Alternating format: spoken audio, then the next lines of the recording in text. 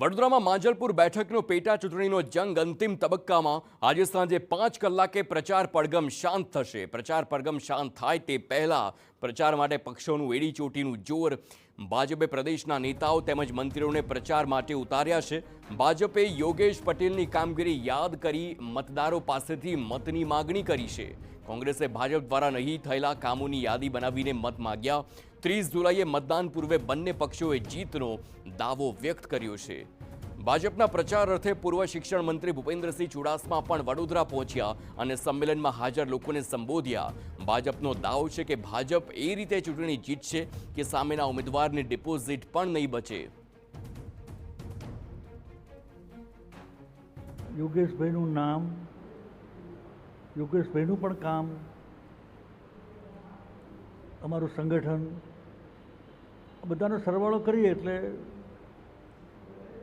સામેનાની deposit બચશે કે કેમ એવું હું અત્યારે નિશ્ચિતપણે કહી શકું છું। ચૂંટણીએ દેખાય એ કોંગ્રેસ અને હંમેશા પ્રજા વચ્ચે રહે એ ભાજપ। કોઈ જગ્યાએ કોઈની એક ફરિયાદ નથી બેન। ઠીક છે, નાના મોટા પ્રશ્નો હોય તો સાથમાં અમારા કોર્પોરેટરો છે જોડે, અને એનાથી વિશેષ જિલ્લામાંથી પણ ધારાસભ્યો અને આખી ટીમો 200-250 જેની ટીમો આખા વિસ્તારમાં ઉતરી છે।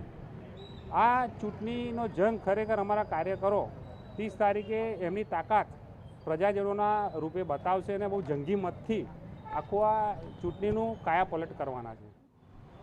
તો આ તરફ કોંગ્રેસે આક્ષેપ કર્યો કે ભાજપે કરેલા વાયદાઓ ક્યારેય પૂરા કર્યા જ નથી અને તેને લીધે આ વખતે માંજલપુર બેઠક પર પરિવર્તન જોવા મળશે।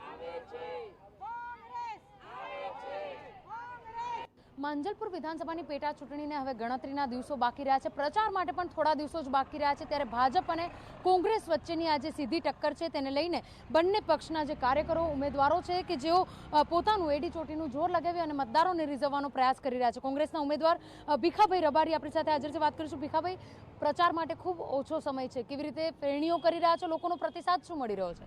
પ્રચાર માટે તો અમે છેલ્લા 2 મહિનાથી પ્રયત્ન કરી રહ્યા છે। સ્ટ્રેટેજી બધી ગોઠવાઈ ગઈ છે અને હવે ઇમ્પ્લિમેન્ટેશનમાં અત્યારે જે ફેરણી ચાલી રહી છે આ વોર્ડ નંબર 17ની અંદર, અને ઘેરે ઘેર જઈને પત્રિકાઓ વેચીને અમારો મેસેજ મોકલવા માગીએ છીએ કોંગ્રેસનો। અને જે ભાજપે જે કર્યું છે, જે દુર્દશા કરી છે આ વડોદરા શહેરની પત્રિકા મેં પણ બહાર પાડી છે, અને મેં શું કર્યું, આ ભાજપે શું દશા બેહાડી છે એ બધું એની અંદર લખેલું છે। એટલે અમે ઘેરે ઘેર જઈને સંપર્ક કરીએ છીએ, જીતીશું। સ્ટ્રેટેજી બનાવો છો, મતદારોનો ઉત્સાહ પણ જોવા મળે છે, ત્યારબાદ જ્યારે પરિણામ આવે છે કંઈક અલગ જ દેખાય છે। આ વખતે નહીં દેખાય કે ભીખાભાઈ રબારી ઊભા છે, એક્સ મિનિસ્ટર, એક્સ MLA, 2 ટર્મના કોર્પોરેટર, બધા હોદ્દા મેં ગુજવ્યા છે। જે કંઈ કર્યું છે મારી સરકારે કર્યું છે। હું ઉદ્યોગ મંત્રી હતો, એનર્જી મિનિસ્ટર હતો, તે વખતે અમારી જે ઇમ્પ્લિમેન્ટેશન જે પોલિસી હતી અમારી, જે કંઈ કર્યું છે કોંગ્રેસે કર્યું છે। અત્યારનો જે સમય છે ટેકનોલોજી યુગ તરફ વધી રહ્યો છે, એવા કયા કામો છે માંજલપુર વિધાનસભામાં કે આ કામો કરવા સૌથી પહેલા જરૂર પડશે? સૌથી પહેલાં તો ભાજપે જે શાસન છે ને 35 વર્ષનું, શાનદાર શહેર બનાવવાનું હતું।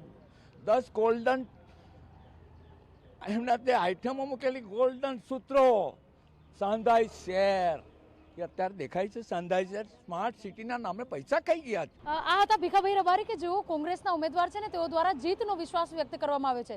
માંજલપુર વિધાનસભામાં અનેક કામો એવા છે કે જે પહેલા પૂર્ણ કરવાની જરૂરિયાત છે।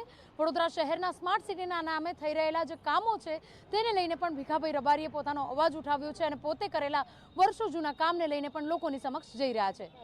કેમેરા પર્સન રોહિત ગોલ સાથે અંજલિ ઓઝા, TV9 વડોદરા।